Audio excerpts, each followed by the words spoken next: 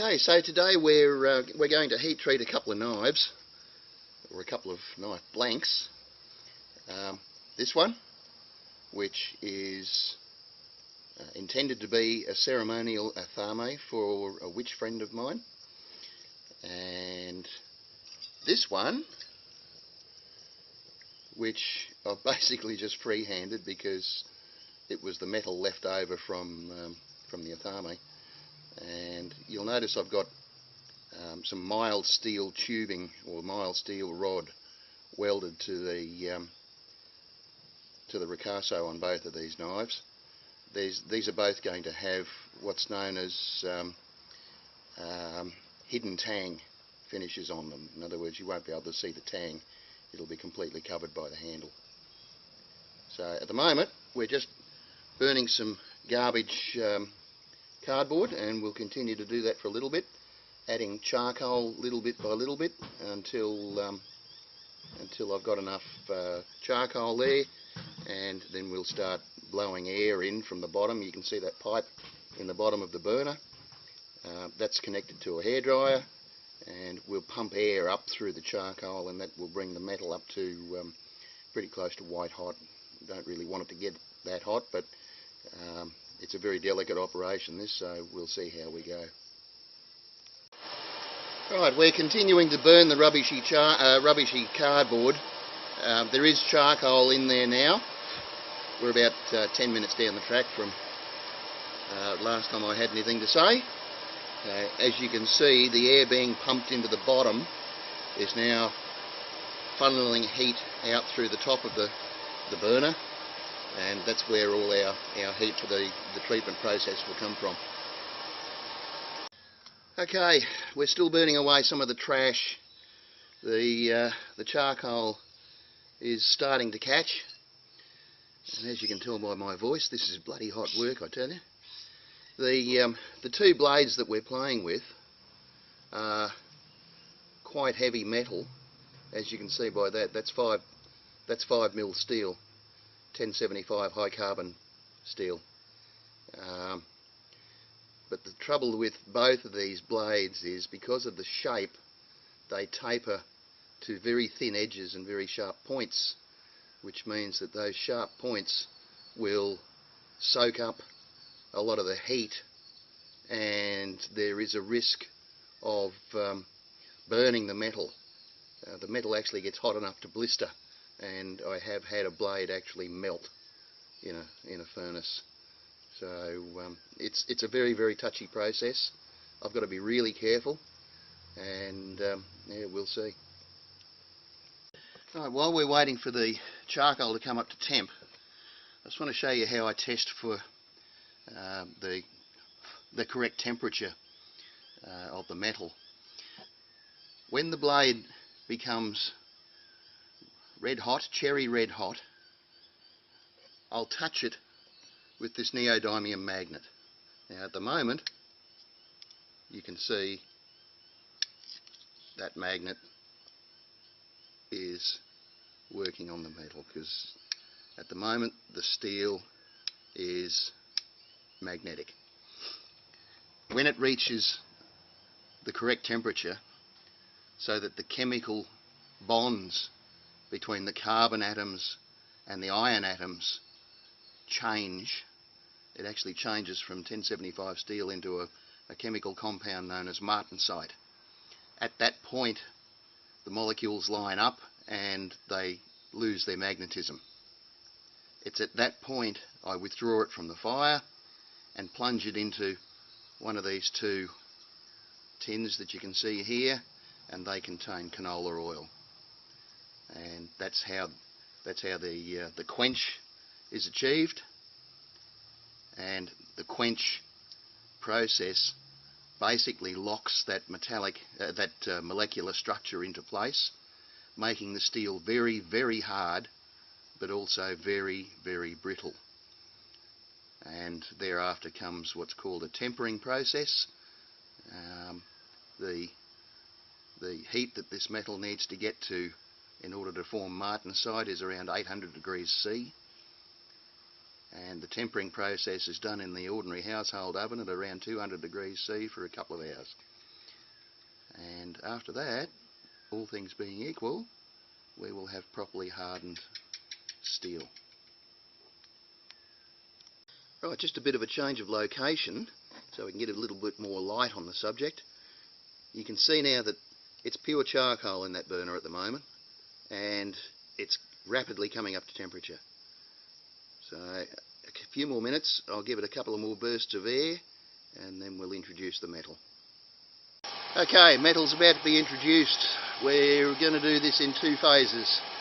I'll do each piece separately, because I have a funny feeling that this athame is going to cause me problems, given that it's such thin metal towards the end of the blade.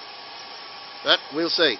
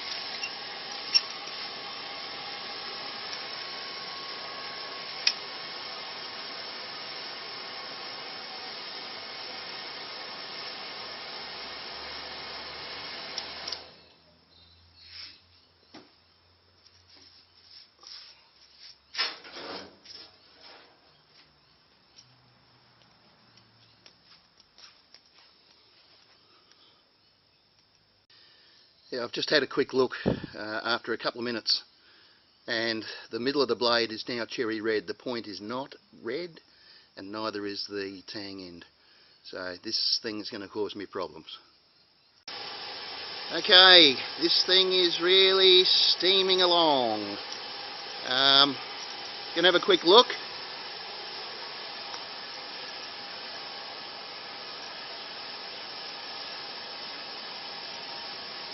There you can see it. All the heat is towards the middle of the blade, which may not be a bad thing, because the heat will migrate. Just got to be really careful about the point of the blade, because I've burned points off sharp blades before. So if we were to have a look at the magnetism of that cherry red part, and that coal, that charcoal is getting really, really hot.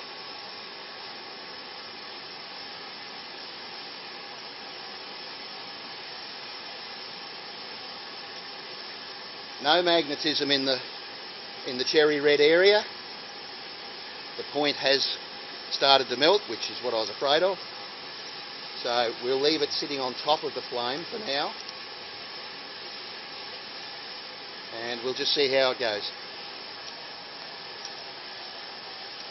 Okay, this thing is really starting to cause me problems. The entire blade won't be properly heat treated, but that's okay. This thing's only for ceremonial purposes. It's not meant to be a weapon. So I'm going to pull it out and give it a quench, and then we'll see what the damage is.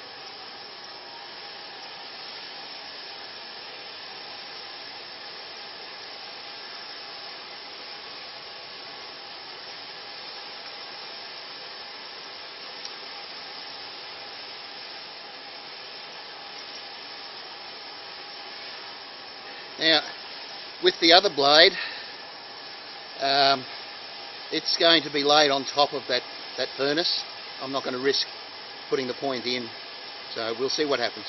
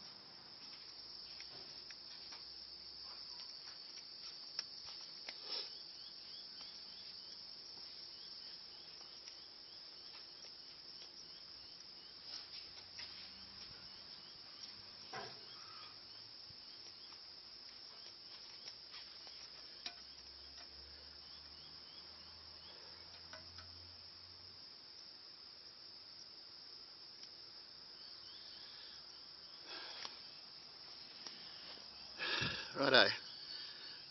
Still too hot to touch, but if I hold it correctly,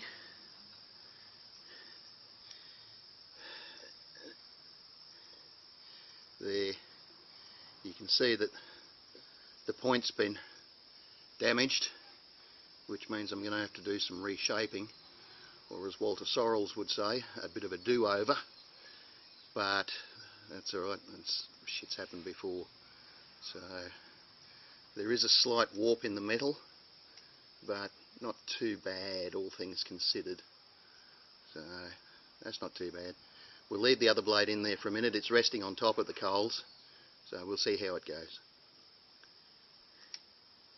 And this second blade is going to be even more troublesome because I'm too afraid to plunge the point of the blade right down into the heat, because she's cherry red at the point already. No magnetism there, but there's magnetism back near the ricasso, so I don't know. We'll just have to wait and see. Still touch and go. There seems to be more heat in one part of the furnace than another, so I've just shifted it round a little bit. Time will tell, I guess. Okay, it's do or die. I've just plunged the blade right in. She's only non-magnetic about 3/4 of the way along the blade, so just need to get it up to that temperature and then out it comes. That's it, just measured it. She is now non-magnetic the entire length of the blade, so out it comes.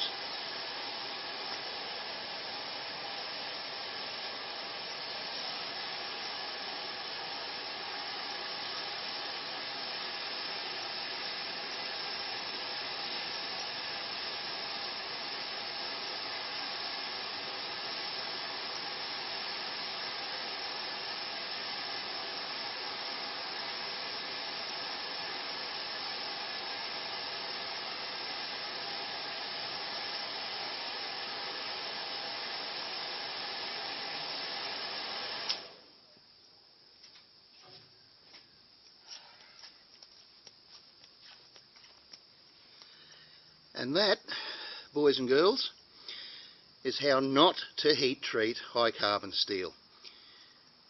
You're going to have to do what I'm going to have to do, and that's build a flat box, a furnace, a proper furnace, a flat box that the blades can be laid flat into and have air blown up from underneath in a much more even manner than this thing. This might be good for doing small blades, but anything over the size of that last one, forget it.